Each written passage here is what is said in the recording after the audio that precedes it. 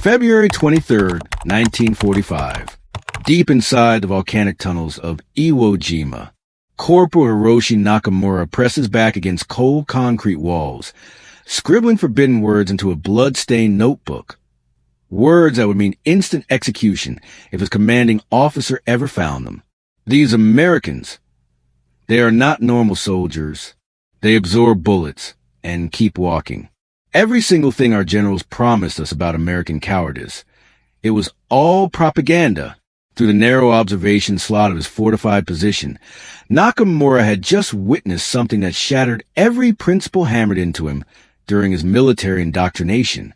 8 Marines had charged directly into concentrated machine gun fire from his squad, collapsed into the black sand. But the remaining 4 never hesitated, never even slowed down. When Japanese soldiers hurled a cluster of fragmentation grenades, one Marine threw himself onto the explosives to protect his brothers, absorbing metal fragments that should have killed him instantly. Yet somehow, impossibly, he continued returning fire with catastrophic injuries until his body physically gave out. The surviving Marines overran the position in under 3 minutes. 21,000 Imperial Japanese soldiers occupied Iwo Jima. They had transformed the island into 18 kilometers of interconnected tunnels and reinforced defensive positions. Their commanders had assured them they would face pampered American boys who would crumble under sustained pressure. What actually emerged from those landing crafts would systematically demolish every tactical prediction the Imperial Japanese Army had ever made about their Pacific enemy. The true cost of this catastrophic miscalculation would not be calculated in strategy rooms or planning sessions. It would be measured in the brutal, close-quarter savagery that produced 26,000 Marine casualties across 36 days of relentless combat. The psychological collapse of Japanese fighting confidence had started years before anyone set foot on Iwo Jima. August 7, 1942. Guadalcanal, the Solomon Islands. Sergeant Masaru Tanaka had earned his reputation fighting in China, where Imperial forces had crushed opposition with seemingly unstoppable momentum. After 7 days of combat against the Americans, he wrote something in his personal journal that contradicted everything he had been taught. The soldiers who stormed these beaches operate unlike any opponent we have ever encountered. When we surround them, they do not flee. When their tactical situation becomes mathematically hopeless, they refuse to lay down their weapons. What disturbs me most deeply, they seem to draw power from darkness rather than fear it. Guadalcanal represented Japan's first purely defensive engagement in the Pacific theater. Imperial Army leadership anticipated crushing victory against green American troops who had never tasted real combat. The 1st Marine Division that waded onto those beaches numbered approximately 16,000 men. Japanese intelligence assessments had categorized Marines as elite soldiers, certainly, but ultimately Americans, product of comfortable democratic civilization that prioritized personal luxury over group sacrifice. Within 72 hours, every single assumption collapsed spectacularly. Captain Tetsuo Harada commanded a reinforced infantry company tasked with retaking Henderson Field during the pre-dawn hours of August 21st. His 200 men had previously demolished Chinese formations, outnumbering them 3-1.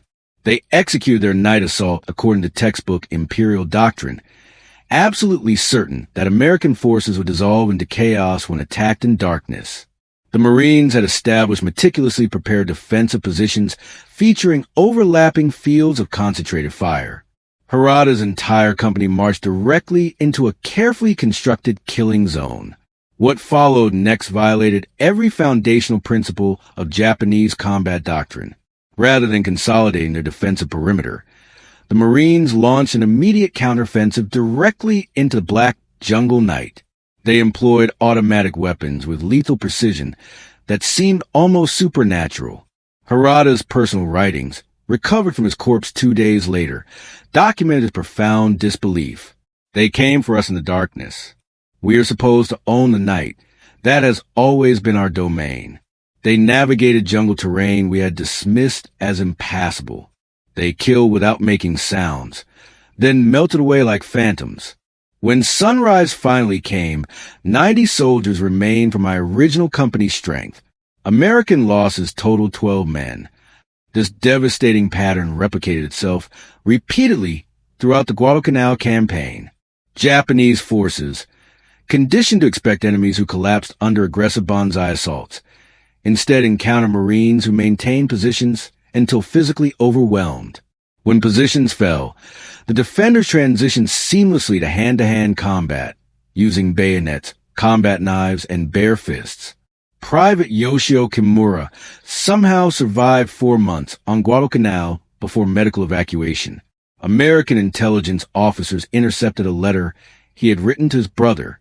Our training emphasized that Americans are fundamentally selfish, that they will never sacrifice themselves for fellow soldiers. This teaching was completely false. I personally witnessed a Marine machine gunner who sustained bilateral leg fractures continue operating his weapon until Japanese infantry killed him at point-blank range. His assistant gunner immediately assumed control of the weapon and resumed firing without hesitation. We lost 40 soldiers attempting to neutralize that single position. The training methodology that manufactured such soldiers genuinely confused Japanese military analysts. Corporal Nakamura, the same soldier who would eventually face Marines on Iwo Jima, first received briefings about them during intelligence sessions in late 1943. The instructor, a staff officer who had personally conducted interrogations of captured Marines, appeared genuinely unsettled while delivering his assessment. American Marines undergo conditioning programs that would constitute criminal abuse in any conventional military force. Recruits are systematically deconstructed psychologically and physically, then reconstructed into something fundamentally different from the ordinary civilians who originally enlisted. They receive indoctrination that death in combat represents the highest honor. They learn that surrender constitutes absolute failure. They train to continue fighting until their bodies literally cannot function. One junior officer raised his hand. That description mirrors our own Bushido code. Precisely, the instructor replied grimly. They have essentially replicated our warrior philosophy, but they have combined it with something our strategists never anticipated: unlimited American manufacturing capacity. This fusion proved catastrophic for Japanese defensive planning. Japanese warriors trained in ancient Bushido traditions expected to embrace death before dishonor, but they waged their campaigns using equipment that grew increasingly inferior compared to American armaments with each passing month. Marines endured training programs nearly as brutal as anything Japanese soldiers experienced, producing fighters equally prepared to die for their cause. But those Marines came ashore supported by industrial firepower that rendered Japanese fortifications essentially meaningless. November 20th, 1943. Tarawa Atoll. Rear Admiral Keiji Shibazaki commanded 4,500 defenders occupying fortifications as engineers had declared completely impenetrable. The 2nd Marine Division proved those engineers catastrophically wrong in 76 hours. Lance Corporal Akira Endo became one of only 17 Japanese survivors. During subsequent interrogation, he described what he witnessed with haunting precision. The initial assault wave was slaughtered in the water. We killed them by hundreds. Additional landing craft materialized. The second wave perished on the beach itself. More vessels appeared. The third wave reached our defensive perimeter, carrying flamethrowers. They continued advancing until either we were dead or they were. There was no third outcome. The human mathematics were devastating beyond comprehension. Nearly 6,000 human beings died on Tarawa within 76 hours of combat. The Marines who survived had proven definitively they would capture any objective regardless of what that objective cost in blood. Documents recovered during Saipan invasion in 1944 revealed classified Japanese intelligence assessments describing Marines as shock assault forces demonstrating levels of fanatical objective focus unprecedented in modern warfare. The reports continued. Marine units consistently refuse withdrawal orders. They will initiate counteroffensives even when tactical analysis clearly indicates disadvantageous positioning. Inflicting substantial casualties on Marine formations does not measurably degrade combat effectiveness. Unit functionality persists until the unit achieves complete annihilation. This classification emerged from extensive systematic observation. Major Ryuichi Kondo, among the few officers who survived Guadalcanal, provided detailed comparative analysis to intelligence staff. Standard American Army infantry employs sound conventional tactics we can anticipate and counter. Marine operations follow entirely different principles. They advance with aggressive momentum regardless of casualty rates. They willingly accept loss percentages that would force any logical commander to suspend offensive operations. This behavior has no historical precedent in our experience. The operational tempo of Marine assaults proved equally devastating as their concentrated firepower. Lieutenant Colonel Makoto Shimizu, who organized offenses on Polilliu, constructed his tactical plans based on careful analysis of previous Pacific engagements. Those studies suggest that American forces typically pause for consolidation after initial landings.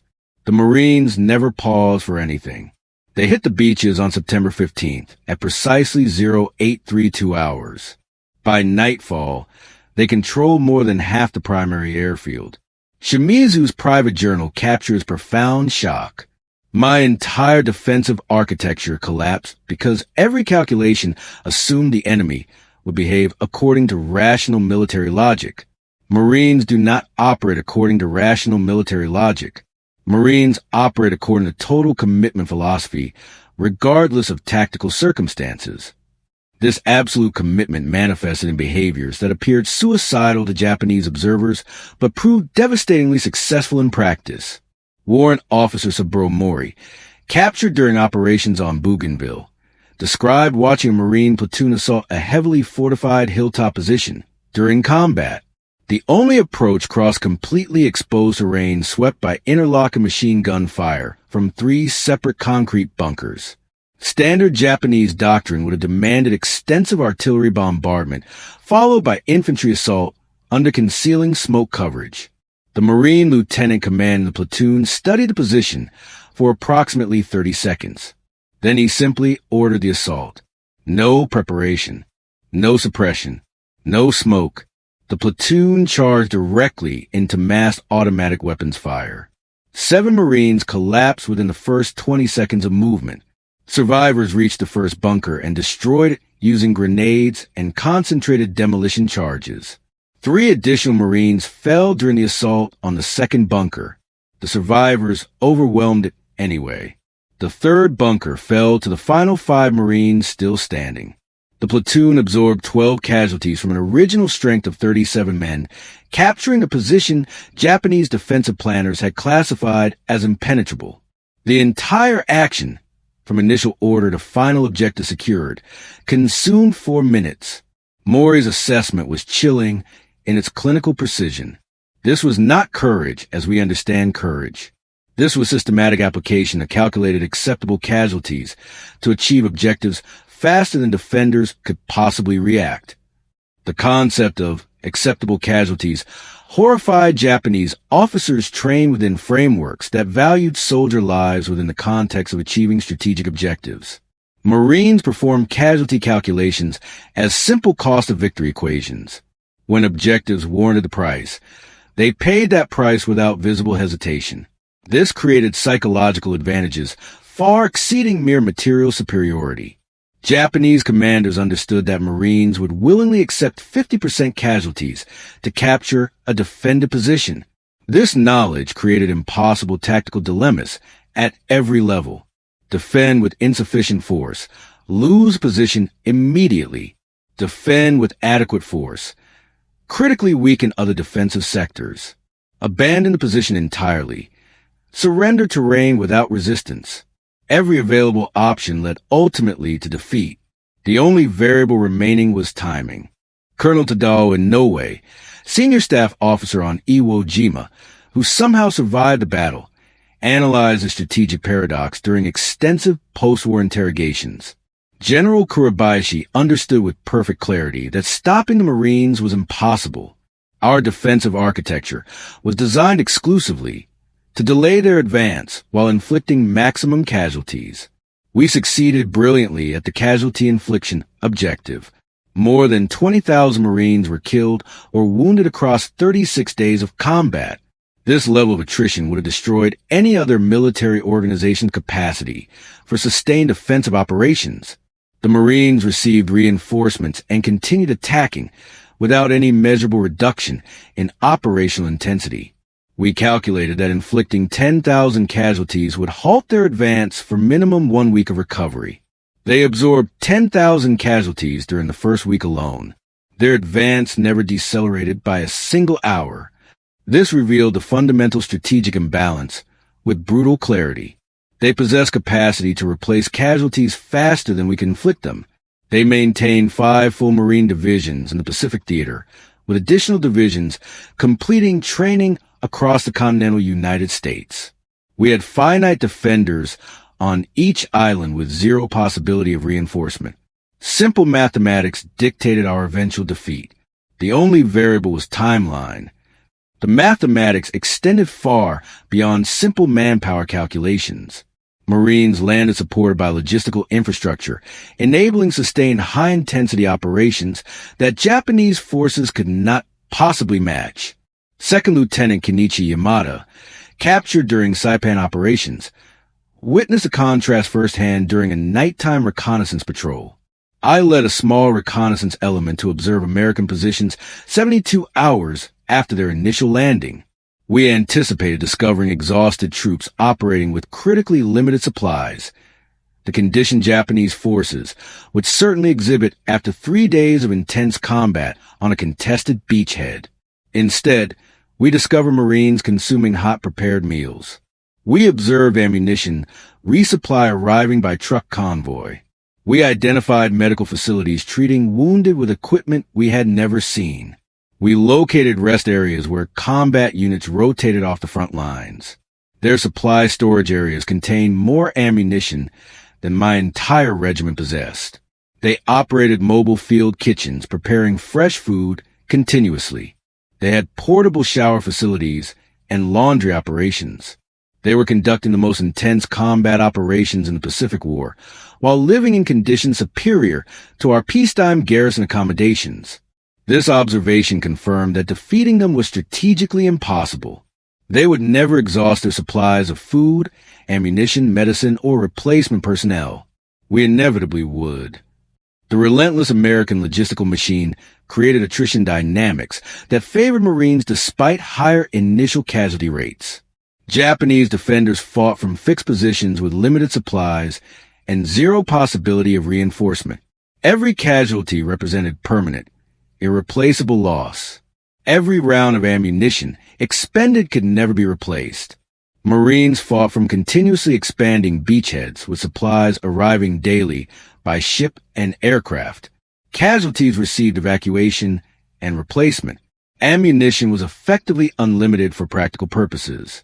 The longer any battle extended, the weaker Japanese defenders became while Marine strength actually increased.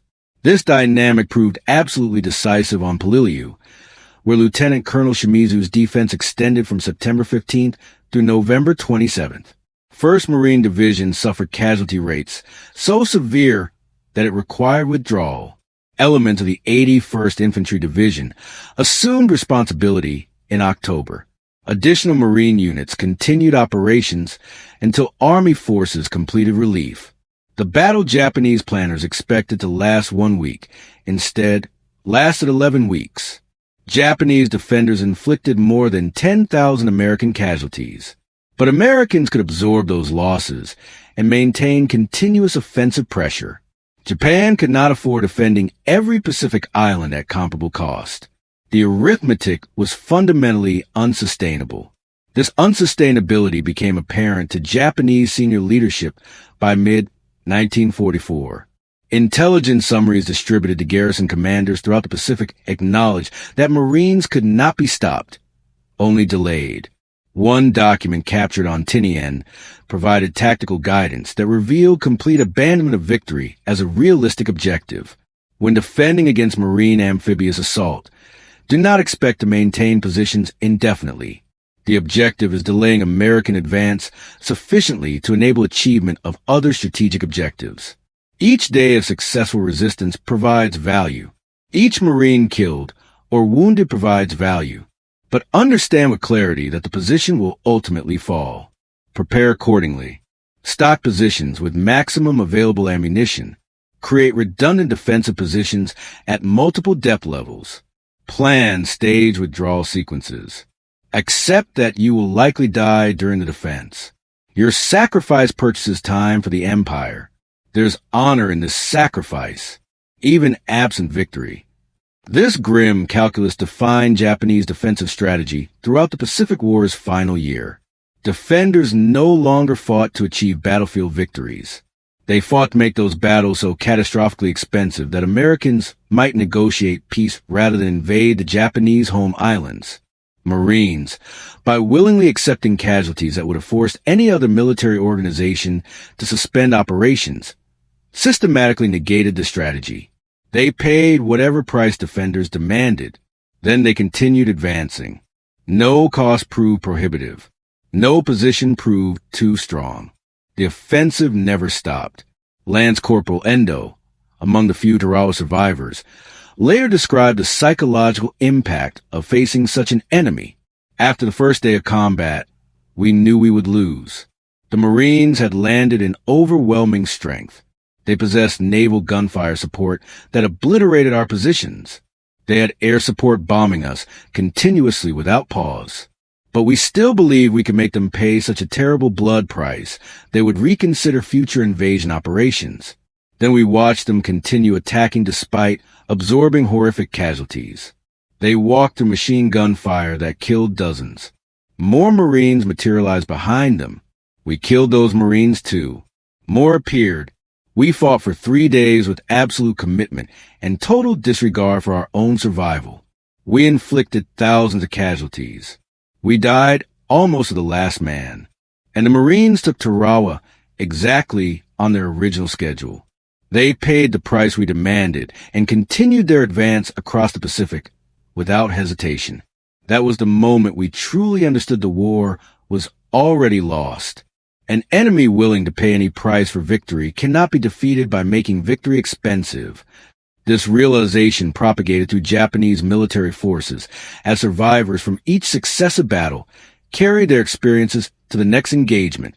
By the time Marines landed on Iwo Jima in February 1945, every Japanese defender understood they faced the most relentless enemy in the Pacific theater. They knew they would die. They knew the Marines would take the island. The only remaining question was how many Marines they could take with them. General Kurabayashi's defensive architecture accepted these realities and constructed strategy around them. His orders to troops acknowledged what official propaganda continued denying. We cannot achieve victory in this battle. We can only make the Americans hemorrhage for every meter of ground they capture. That is our mission. Accept death. Inflict casualties, delay their advance. This is how we serve the Empire in its darkest hour. This assessment proved accurate across battle after battle. February 19th, 1945, D-Day Iwo Jima. The invasion provided the most comprehensive Japanese military analysis of Marine operational capabilities ever compiled. General Tadamaki Kurabayashi, arguably the most capable defensive commander Imperial Japan fielded throughout the Pacific War, invested months studying Marine tactics and engineering defenses specifically designed to counter them. His preparations were extraordinarily thorough. Kurabayashi prohibited the banzai charges that had squandered Japanese lives in previous engagements. He created defense-in-depth architecture that channeled Marines into carefully prepared killing zones covered by multiple interlocking bunker positions. He positioned artillery batteries to deliver devastating fire on landing beaches. He constructed 11 miles of tunnels connecting more than 1,500 fortified cave positions. Every approach avenue was pre-registered for mortar and artillery fire. The beach itself was designed as a death trap.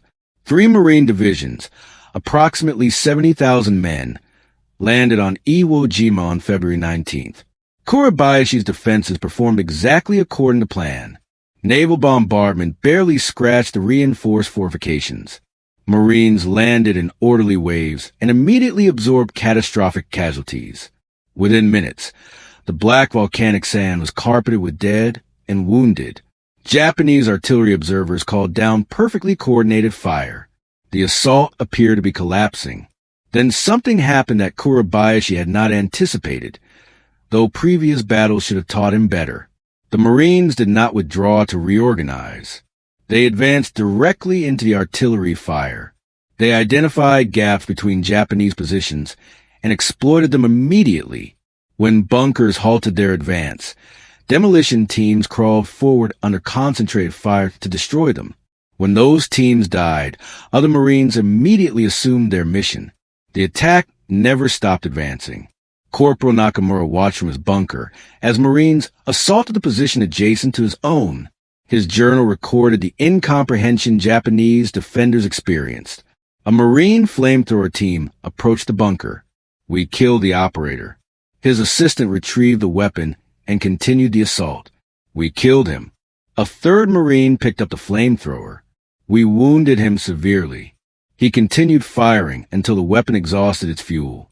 Then he threw grenades into the firing ports until we finally killed him.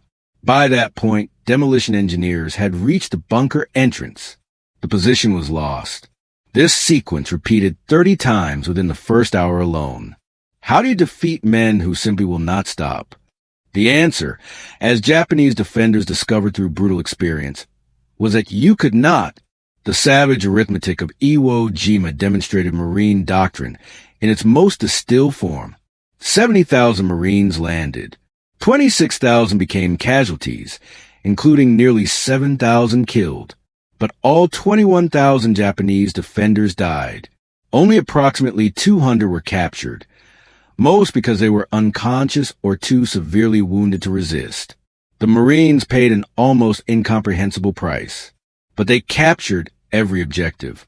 Kurabayashi himself survived until late March 1945.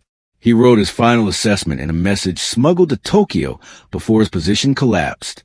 The Marines represent the most effective fighting force I have encountered in my military career. They possess several attributes that make them uniquely dangerous.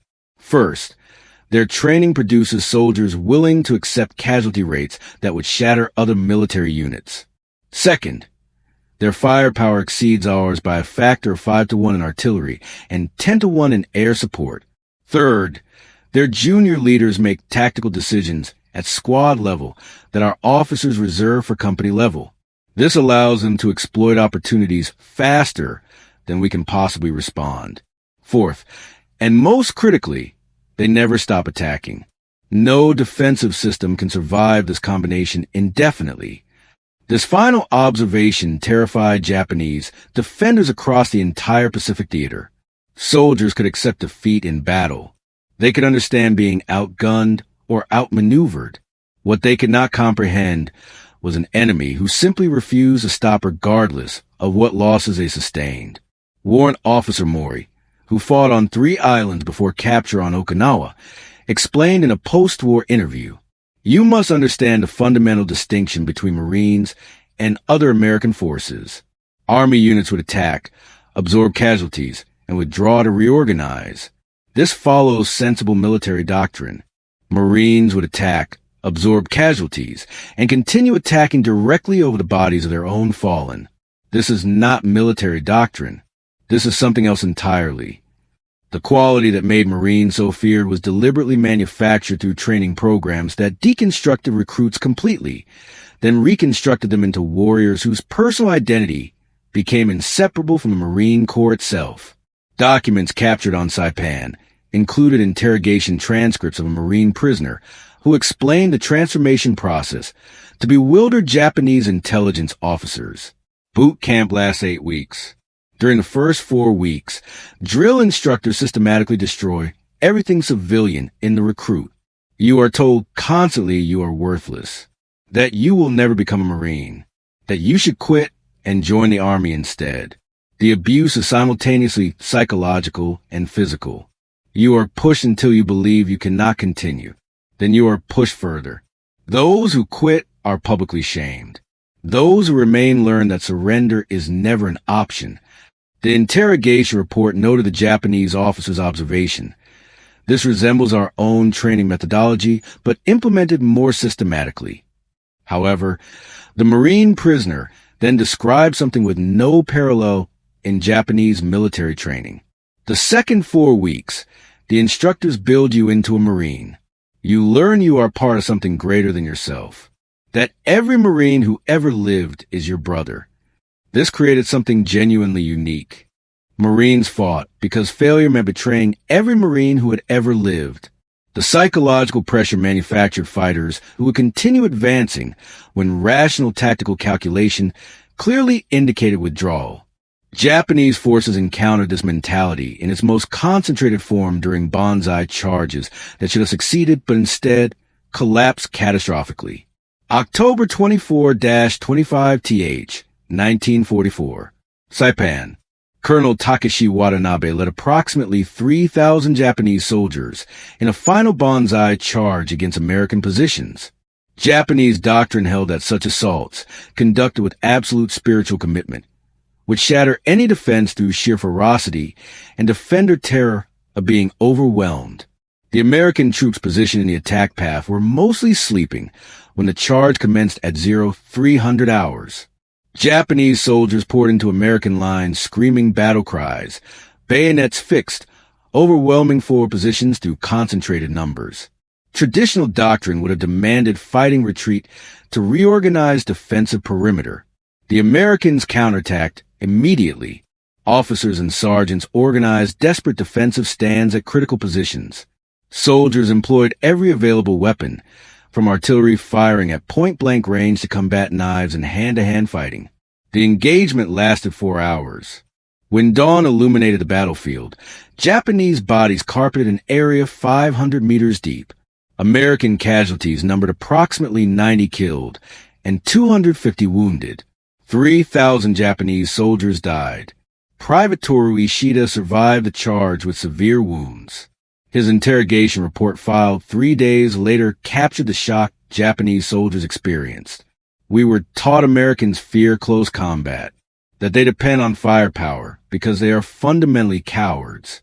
We charged into their positions expecting them to break and flee. They fought us hand to hand and defeated us. I watched an American sergeant kill 7 men using only bayonet and pistol before he finally fell. This is not cowardice. We were lied to. The lies extended to every aspect of Marine operational capabilities. Japanese propaganda had spent years depicting Americans as soft, individualistic people incapable of enduring genuine hardship. Marines sleeping in water-filled foxholes, consuming cold rations for weeks, fighting in 100-degree heat with 80% humidity. They contradicted every propagandized claim. Japanese soldiers supposedly trained for extreme hardship watched Marines thrive in conditions that pushed Japanese endurance to breaking points. Private Kimura, who survived Guadalcanal before transfer to Bougainville, where he was captured in February 1944, described the contrast in living conditions. We were on reduced rations by September 1942. Rice twice daily, sometimes less. We supplemented with anything remotely edible we could locate in the jungle. We observed the Marines consuming 3 complete meals daily, sometimes more. They received regular resupply by both air and sea. They had fresh water, medical supplies, ammunition without apparent limit. We understood then that we were fighting an enemy who would never exhaust their resources. That understanding broke something fundamental in our psychology. The material superiority Marines possessed was devastating in practice. When confronted with fortified bunkers, Marines called in artillery barges delivering hundreds of shells within minutes. They brought forward Sherman tanks equipped with flamethrowers. They employed naval gunfire capable of literally leveling hilltops. If conventional methods failed, demolition teams would pack hundreds of pounds of explosives against resistant positions. Captain Harada, before his death on Guadalcanal, wrote the most comprehensive analysis of Marine combined arms tactics captured during the entire war. The Marines do not fight like individual soldiers. They fight like integrated components of a single machine. Riflemen fix our position and prevent movement. Machine gunners suppress our return fire. Mortar teams deliver smoke to blind our observers. Artillery destroys our bunkers systematically. Tanks advance with infantry, following in close coordination. Aircraft bomb any position artillery cannot effectively reach. This coordination happens within minutes of initial contact, orchestrated by junior officers using communication equipment we do not possess. We cannot counter this because we cannot coordinate at comparable speed. By the time our commander comprehends the tactical situation and issues orders, the Marines have already maneuvered to exploit our weaknesses. This execution speed was possible because Marines delegated tactical authority to the lowest practical level. Sergeants made combat decisions that Japanese doctrine reserved for captains. Corporals led assaults requiring lieutenant-level authority in the Imperial Japanese Army. The result was an enemy that adapted faster than Japanese forces could possibly react. When a bunker halted Marine advance, a sergeant would immediately redirect the assault through an alternate approach while simultaneously calling and supporting fire, all without waiting for orders from higher authority. Japanese defenders frequently found themselves engaging enemies appearing from unexpected directions because Marines had identified and exploited defensive weaknesses before Japanese commanders even recognized those weaknesses existed. The most feared Marine weapon was not their rifles, not their artillery. It was a flamethrower. Japanese soldiers trained to die honorably in battle discovered that flamethrowers offered no honorable death. Warrant Officer Mori, captured on Okinawa with burns covering 40% of his body, described the psychological devastation. We were taught to accept death in battle as glorious.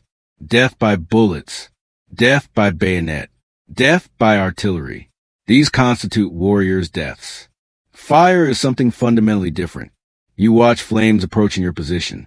You smell comrades burning alive. You hear the screaming. There is no glory in this death. It is industrial slaughter.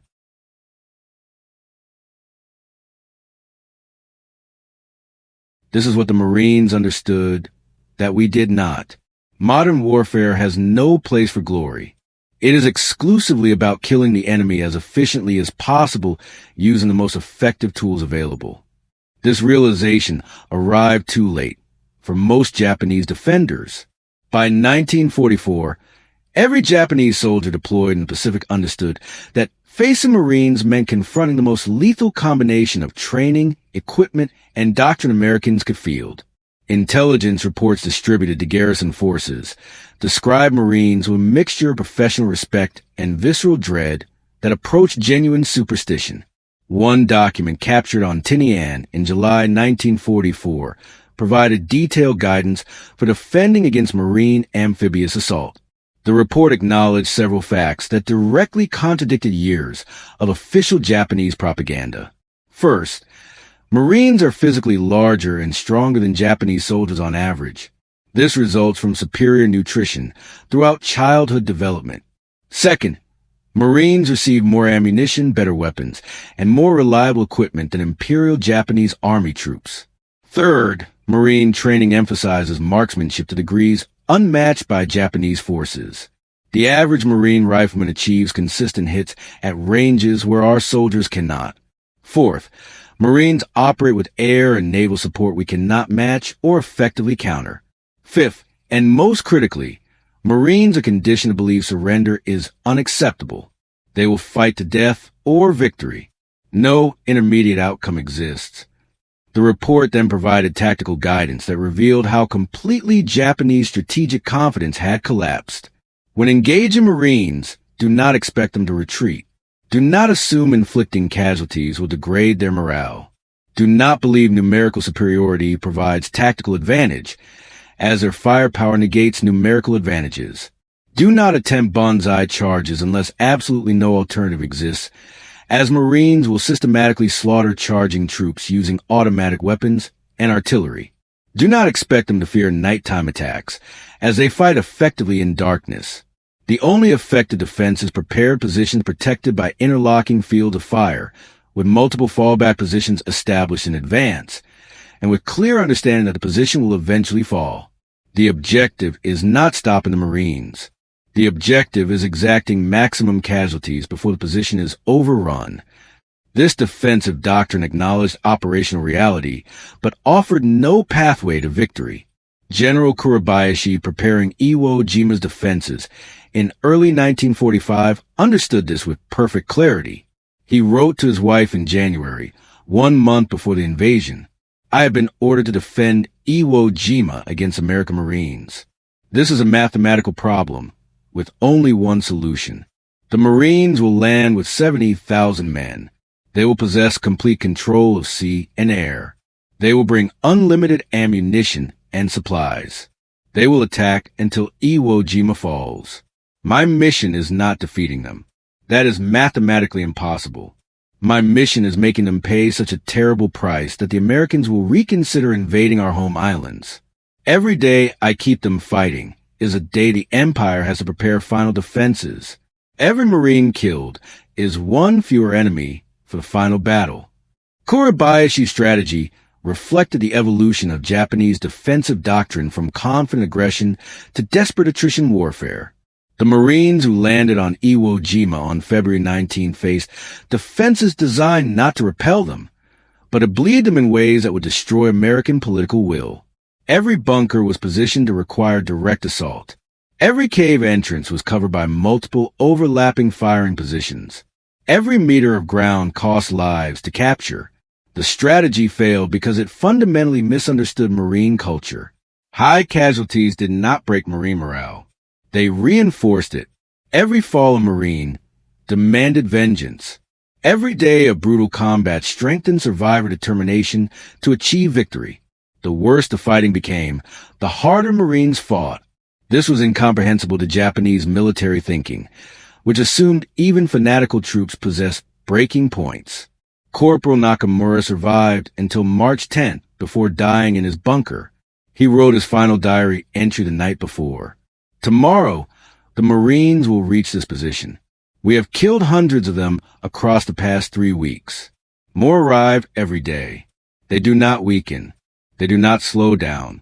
They do not stop.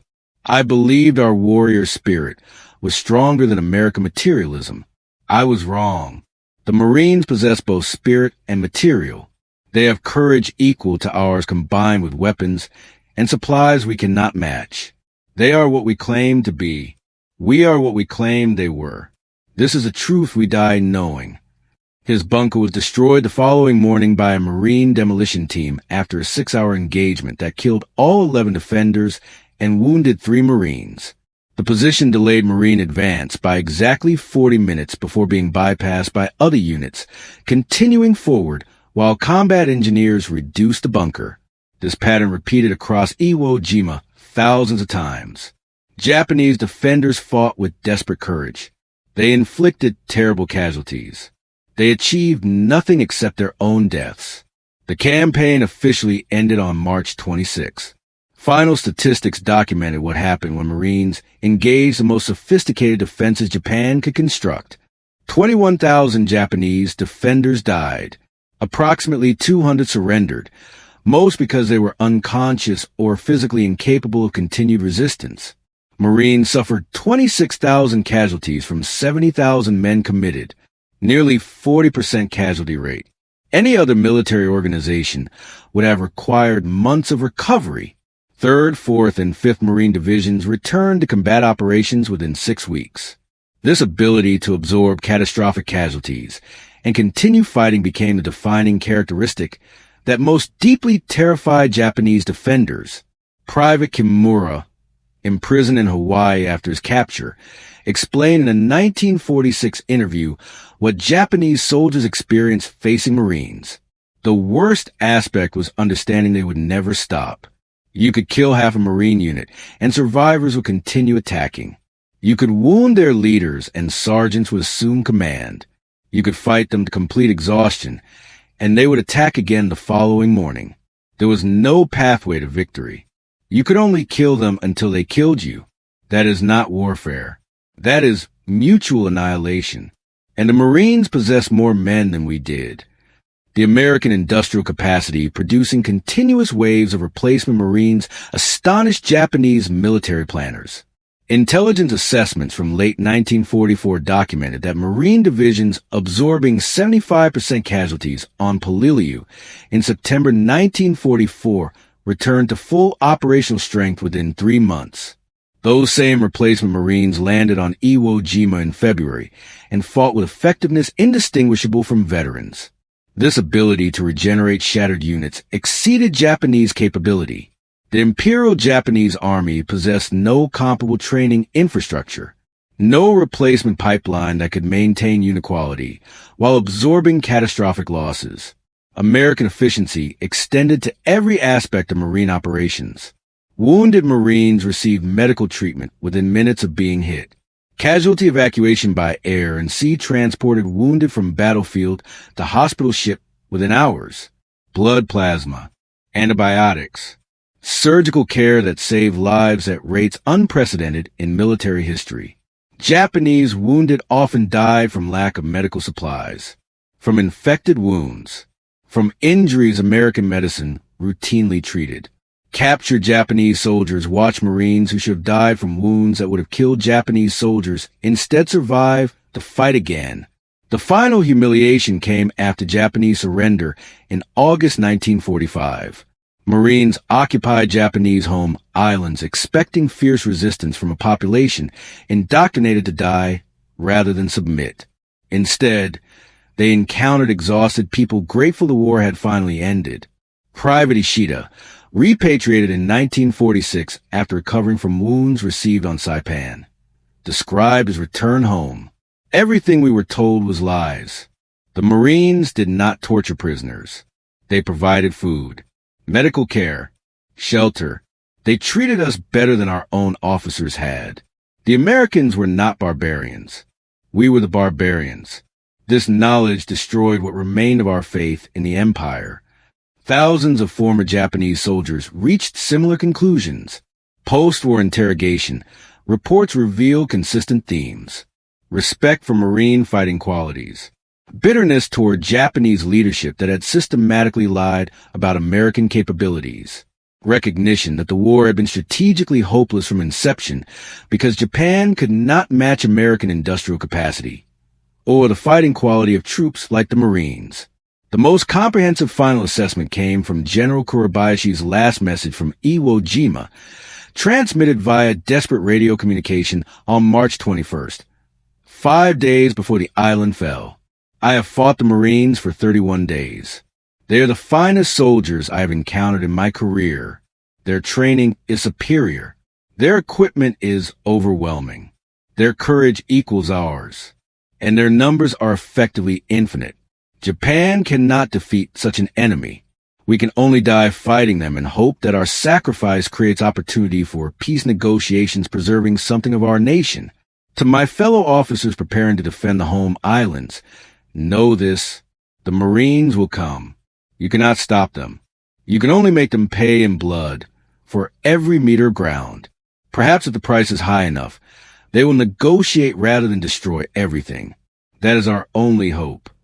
That hope died with the atomic bombs in August. But Kurabayashi's assessment of Marines proved completely accurate. They were the tip of the spear that shattered Japanese defensive lines across the Pacific. They paid a terrible price, casualty rates that would have destroyed lesser organizations. But they never broke, never retreated, never surrendered an objective. They were exactly what Japanese propaganda had claimed the Imperial Japanese Army was. Invincible warriors who would fight to death before accepting defeat. The final irony was that Marines achieved this through systematic training and overwhelming material support, not through mystical warrior spirit or racial superiority. They proved that modern warfare required both courage and industrial capacity, both training and technology, both individual sacrifice and national resources. Japan possessed courage and training. America possessed everything. The Marines embodied the totality in ways no other American unit matched. Japanese veterans recognized this distinction clearly. Warrant Officer Mori, interviewed in 1975 as an elderly man, summarized what his generation learned fighting Marines. We were taught that spirit conquers material, that our willingness to die made us invincible. The Marines taught us that spirit combined with material conquers spirit alone. They were as willing to die as we were, but they had Sherman tanks, and naval gunfire, and unlimited ammunition, and air supremacy, and medical care, and food, and all the resources of America behind them. We had our rifles and our courage and promises of victory. That was not enough. It was never going to be enough. The Marines proved that on every island they captured. The statistical record supports this conclusion. Marines fought in every major Pacific campaign from Guadalcanal in August 1942 to Okinawa in June 1945. They suffered 86,000 casualties, including 19,500 killed. But they never failed to capture an objective, never abandoned a position once secured, never gave Japanese forces any reason to believe Marines could be defeated through superior tactics or fighting spirit. The price was terrible. The results were absolute. Japanese military analysts studying Marine operations after the war reached unanimous conclusions. The Marines represented the ultimate expression of American military power. They combined warrior ethos matching Japanese Bushido with industrial resources matching American production capacity. They trained soldiers willing to die for victory while providing those soldiers with weapons and support that made victory achievable. This combination was unbeatable. The lessons learned came too late for the 21,000 Japanese soldiers who faced Marines on Iwo Jima, or the 30,000 who fought them on Okinawa, or the hundreds of thousands preparing to fight them on home islands before surrender ended the war. Those men knew only that Marines were the enemy they feared most. The enemy their officers could not stop. The enemy who would keep coming regardless of casualties, until every Japanese defender was dead. Corporal Nakamura's final diary entry, written hours before his death in a bunker on Iwo Jima, captured this knowledge. The Marines will win not because they are braver than we are, not because they want victory more than we do. They will win because their nation gives them everything they need to win, and they will use those resources without mercy until we are all dead. This is the truth our leaders should have told us. We are samurai fighting with swords against men with machine guns who also possess the spirit of samurai. There was never any hope. There was only death. His bunker fell the following day. The Marines who cleared discovered his diary and forwarded it to intelligence officers who translated it and filed it among thousands of similar documents. The words captured a truth Japanese soldiers across the Pacific had learned through brutal experience. Fighting the Marines was not like fighting other American forces. It was not like fighting British or Chinese or any other opponent. It was engaging an adversary who combined everything Japan claimed to possess with everything Japan lacked. That combination made the Marines the most feared enemy Japanese soldiers would ever face. The statistics tell part of the story. The battles tell more. But the words of Japanese soldiers who survived to speak of it reveal the complete picture. They fought men who would not stop, who would not surrender, who would die before accepting defeat, and who possessed the weapons and support to make that spirit devastating. Against such an enemy, courage was not enough. Training was not enough. Determination was not enough. Nothing was enough, except surrender or death. The Japanese military chose death. The Marines delivered it with systematic efficiency. That was why Japanese soldiers feared fighting the Marines more than any other unit. The Marines said they would take the objective, and they took it. They said they would accept any cost, and they paid it. They never stopped. Japanese defenders discovered that courage meant nothing when facing an enemy who matched their determination and exceeded their firepower by factors that made resistance futile. That was a lesson learned in blood from Guadalcanal to Okinawa. After the war ended and propaganda dissolved, Japanese veterans acknowledged the truth their leaders had hidden. The Marines were everything Japan claimed its soldiers were, backed by everything Japan could never provide. Against such an enemy, the war was lost before it began. The Marines proved it completely, one island at a time, at a cost measured in thousands of lives on both sides.